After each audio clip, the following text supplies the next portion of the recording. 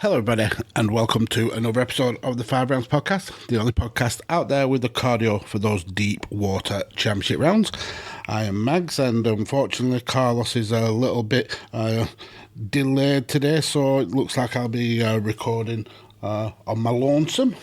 But I've just finished watching UFC Vegas 43, headlined by Miesha Tate versus Ketlen Vieira. Quickly just plough through these prelims.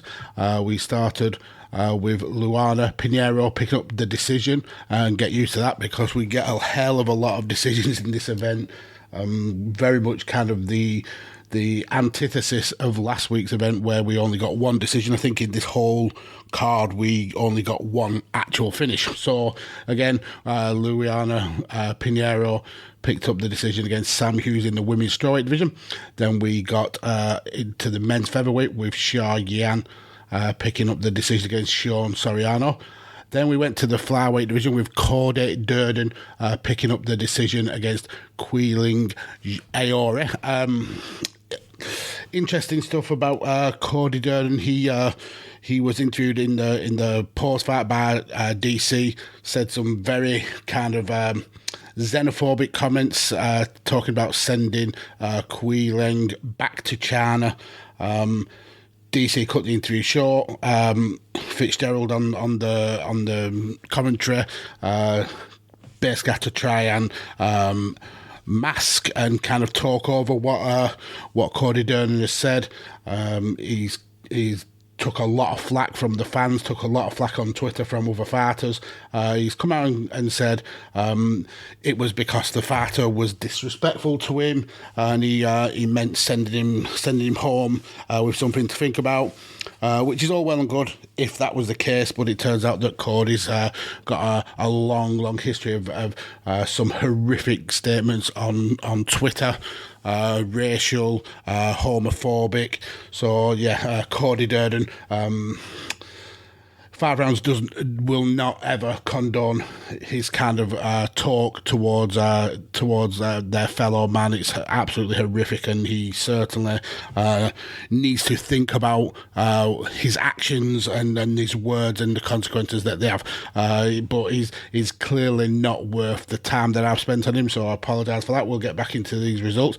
So we went back to the women's strawweight division, and we got Lupita Godinez picking up the decision against Loma Luke Baum. Rafa Garcia picked up the decision against Nathan Levy in the lightweight division, and then the feature prelim saw Pat Sabatini in the featherweight division picking up the decision against Tucker Lutz.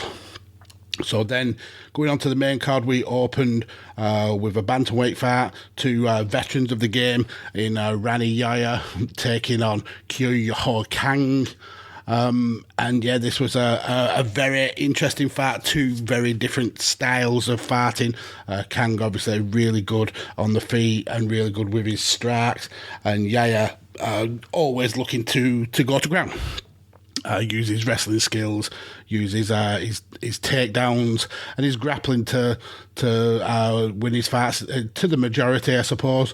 I think he's tied with Uriah Faber for the most submission victories in the bantamweight division, and another one would have put him one clear. Unfortunately, he wasn't able to get it, but he did pick up the victory via unanimous decision. First round, it felt to me that he was struggling to cope with the power of Yang.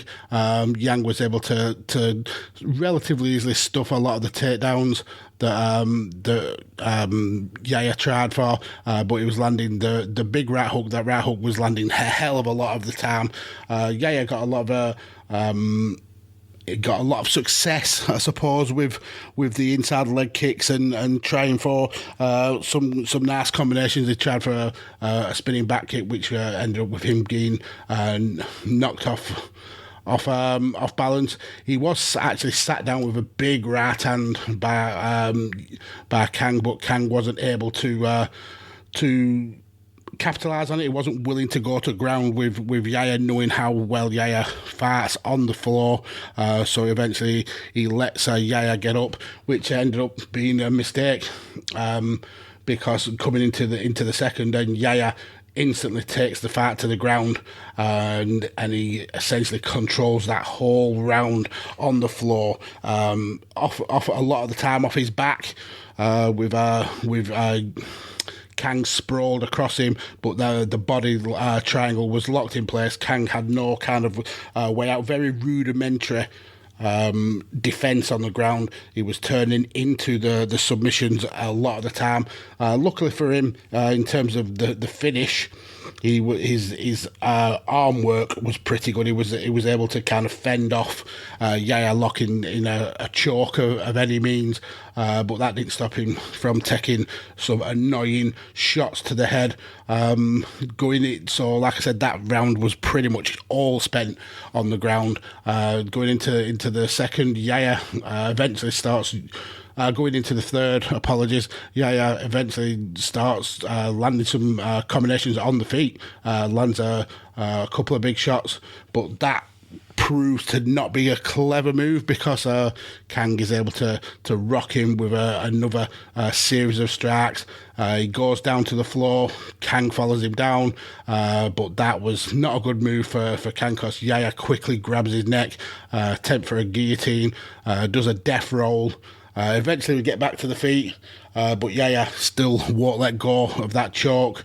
He's able to transition to Yaya's to Kang's back, and then Kang tries to roll out of it, but Yaya is able to stay in guard, and essentially Yaya controls the fight for the rest of the round, to secure the points on in that round and get the unanimous 29-28 all the way across the board.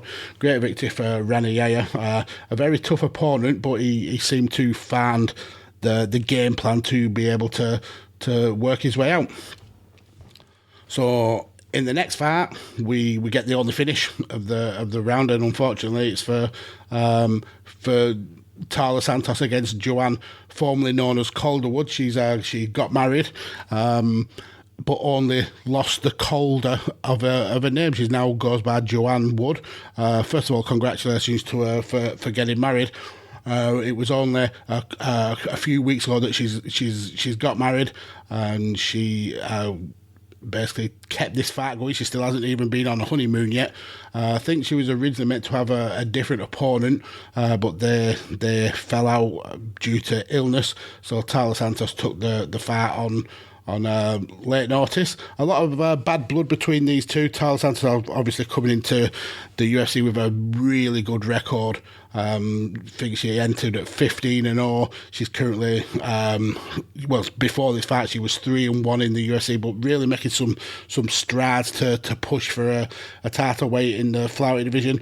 And Joanne has always been kind of there or thereabouts in terms of title matches. If you remember her last fight with Lauren Murphy, if she'd have won that fight, she would have essentially got the fight against Shevchenko, but unfortunately she didn't, and Lauren Murphy went on to get that title fight.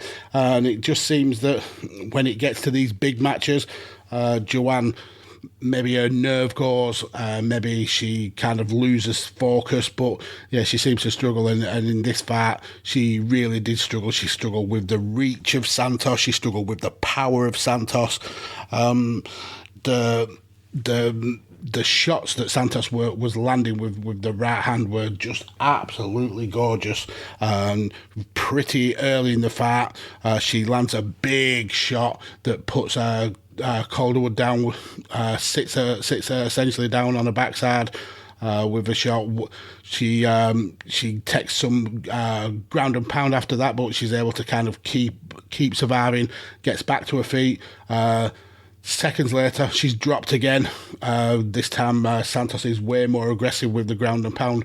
Again, Calderwood showing her bravery and her heart, not getting knocked out, but she does give up her back this time. Santos looking for the rear naked. Calderwood is doing her best to fight it off. but then when Talia Santos gets those rear hooks in, she's able to essentially force the submission, squeeze the rear naked, and that's it. That's game over. We get the tap by Joanne, and Talia Santos has picked up the victory. Great victory for her, going in as a heavy favourite. Even though she was, I think, 4 or 5 positions under-ranked on Joanne Wood, but we've certainly got someone who could quite possibly be a contender in this division. I've just remembered we did actually open the UFC event with Hang versus Yaya. We actually opened the main card with Davey Grant versus Adrian Janice, so I'm actually going to scoot back to my notes for this one. But yeah, another decision. Adrian Janice getting the split.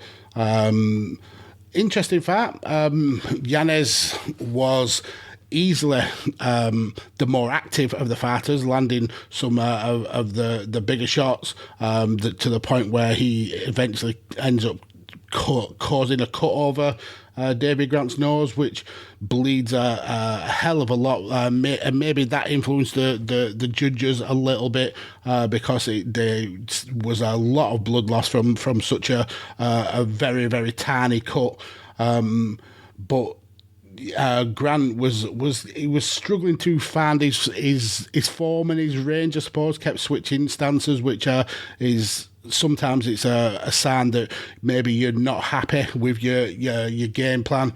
But he was able to land some really nice inside leg kicks, using the front push kick to keep Yanez at bay in the first round.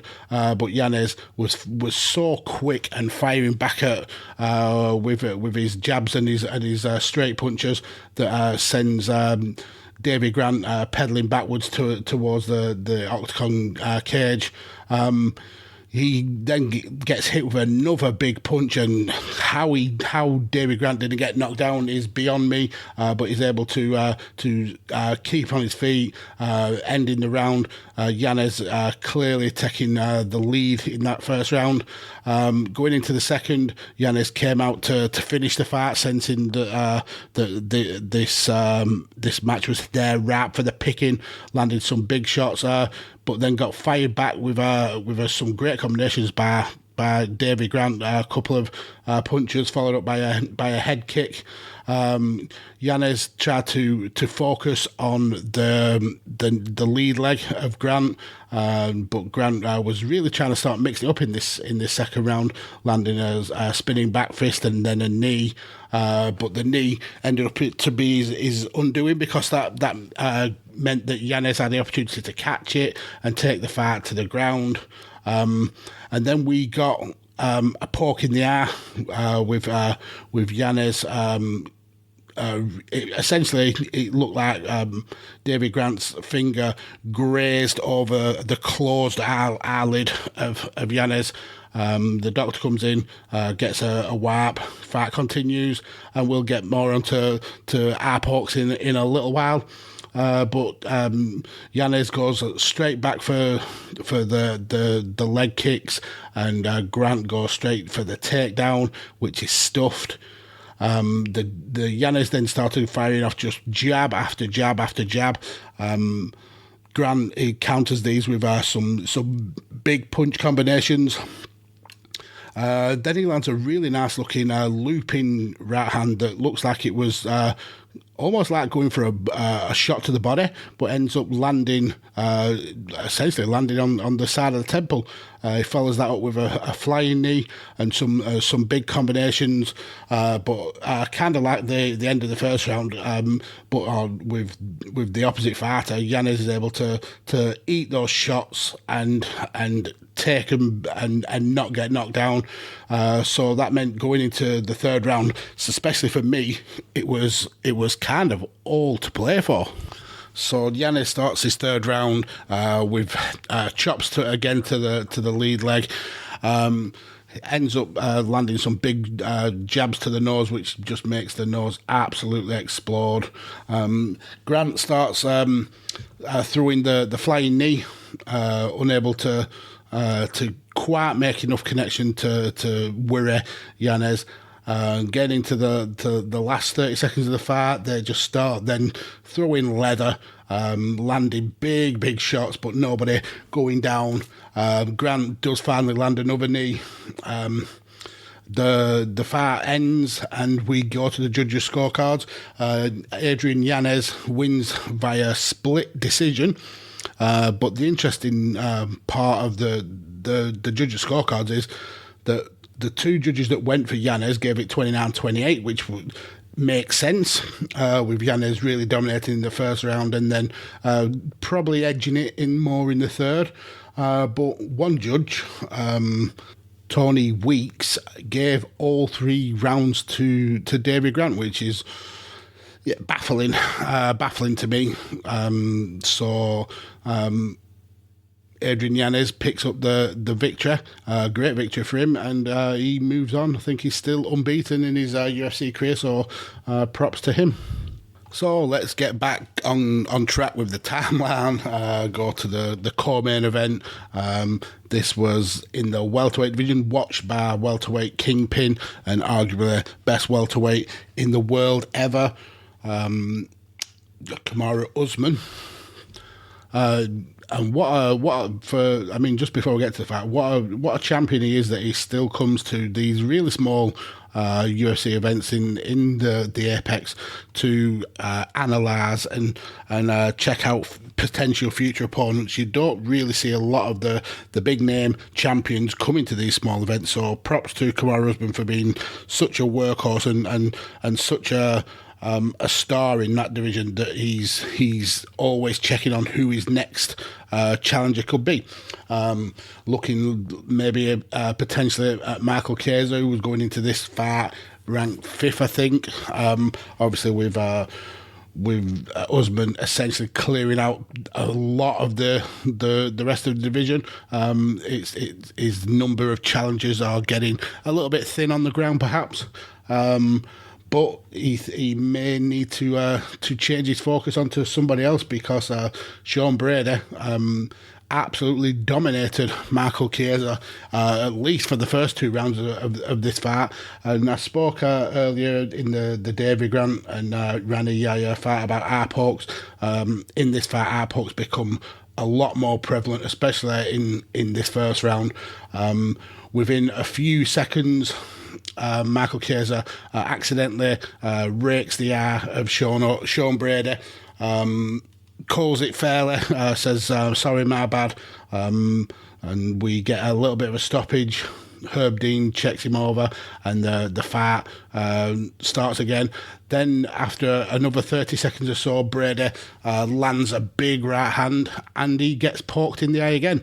This time he screams out like, "What the fuck, dude?" The doctor comes in, does the check over.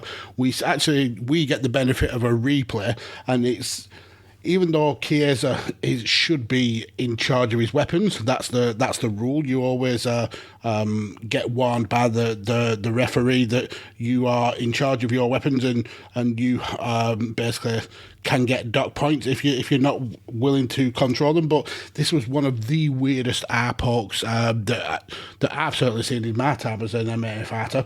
So essentially, what happened is, Brady went to throw an overhand right. He caught the wrist of Michael Chiesa, whose fist was closed, but the shot on the wrist essentially made Michael Chiesa's hand involuntarily open. You could see on the slow motion replay how he has zero control over his fingers. They're all going in so many different directions, and his hand essentially, because of the forward momentum of Chiesa's fist in the first place, who was looking to punt his own jab, the fingers spread across the nose and the eyes of Brady. Unfortunately, he ends up with a little cut underneath the eye. But we essentially restart after a warning by Herb about controlling your hands, and essentially Brady shoots straight in for the double leg. Doesn't want to have much more to do with Michael Chiesa and his fingers in this round. He picks Chiesa up against the octagon cage side, is able to drag him to the canvas. Chiesa gets back to his feet, and we see him basically shit talking against Brady, but Brady's able to take him down again. Chiesa gets back up. We then see the end of the round. The two separate, and Sean Brady has an interesting first round, getting eye poked twice, and then essentially dominating with the grappling. Second round again, Chiesa tries to land some big shots at the beginning, but he's able to avoid some of those shots from Brady, especially the big left, which is followed up by the right. Chiesa is able to avoid them, lands a big overhand right of his own. Brady goes for the inside and outside leg kicks before he shoots him for the grapple. He's able to take the grapple to the fence.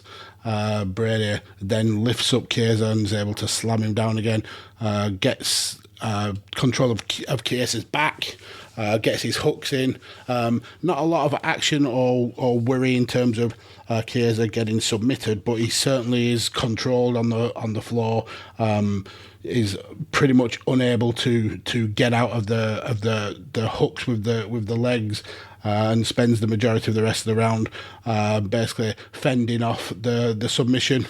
So another really good round for Brady. We go to the corners, and Chiesa's coaches essentially tell him that he needs to empty the gas tank in this, and he's already behind on the scorecards, and he needs a finish. And Chiesa takes that coach's advice and runs with it. He throws a huge left, follows it up with a combination. You could see that he stuns Sean Brady. He tries to follow up with more big shots, but Brady very wisely shoots in for the takedown. They go down, and Chiesa straight away gets straight back up, but Brady's got the fight up against the octagon, and he's pressing into Chiesa. We then get a single leg by Brady, taking Chiesa down, which actually breaks a record for Michael Chiesa for the most amount of takedowns he's given up in a fight. I think he ends up with 5 takedowns all the way through. Brady gets the back. Chiesa attempts to sit up, but Brady is able to just flatten him out, get the hooks in, and goes to get the choke and the finish. But Michael Chiesa is really good at defending with the hands. But that gives Brady the opportunity to lock in a body triangle. We see that the blood and the sweat start playing a factor for Brady, and he's not able to sink in the submission with a very slippy opponent. And then we see Michael Chiesa try and use the cage to reverse the position, which works, and is able to get Chiesa back on his feet.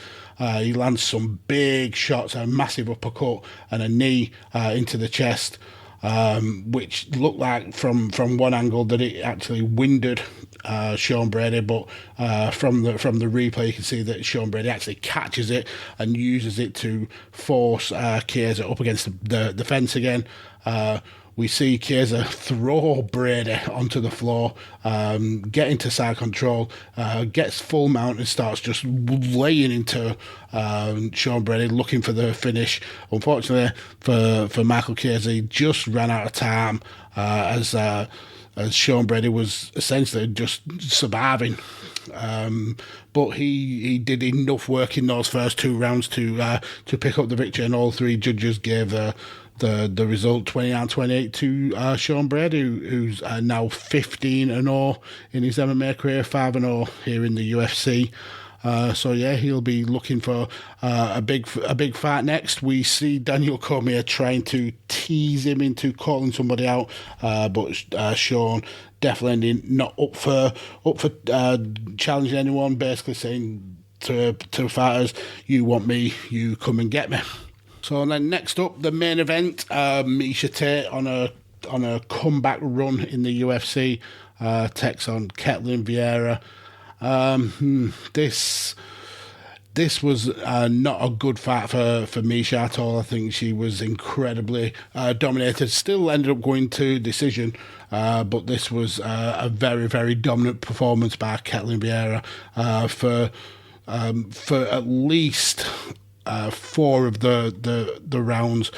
I give her as a clear winner. The first round, she was quickly landing some big shots.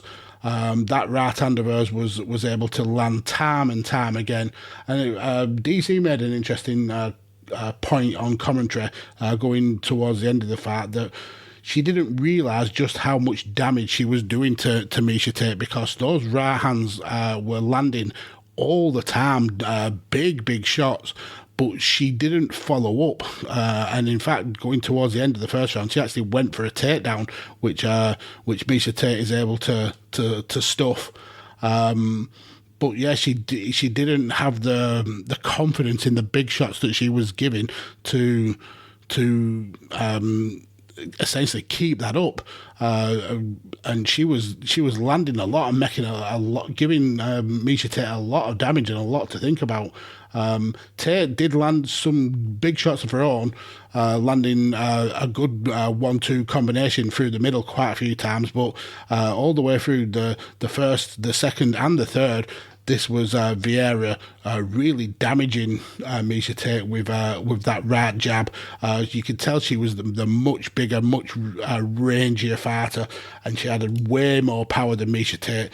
When Miesha did let her hands go, she landed some decent shots, but it was just not enough. The numbers gained by Ketlen Vieira was way too much for Miesha Tate to handle. Again, going towards the end of the second round, we see the fight almost end on a takedown when Miesha Tate, actually this time she goes for the takedown, which is stuffed. But it didn't go to the ground a lot, to be fair. There was more stuffing of takedowns than there were actual successful takedowns. This was very much a standing and banging affair by both fighters. Going into the third, and again, it was very much like the first and the second. We do get another eye poke. Ketlen Vieira accidentally poked in the eye by Miesha Tate. Again, accidental. Like I said, the doctor comes in, clears up her vision, fight resumes, and Miesha Tate tries to get the fight to the ground. Vieira is able to stuff it. Miesha Tate follows up with some leg kicks, which are then replied to by Vieira with some big jabs again, which was the kind of the sign of the fight that the big jabs were the damage makers for Ketlen Vieira. Round 4 was arguably the most successful round for Miesha Tate. She lands some big right hands, one that absolutely sends Ketlen Vieira's head snapping back, but she absolutely ate it. Very, very solid chin.